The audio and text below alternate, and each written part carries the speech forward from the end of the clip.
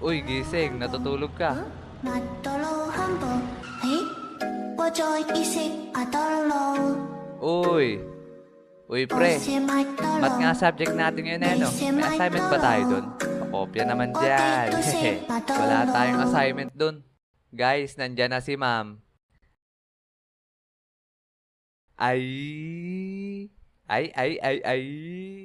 Oh, sino na nagkakrush sa teacher dyan? Kaway-kaway.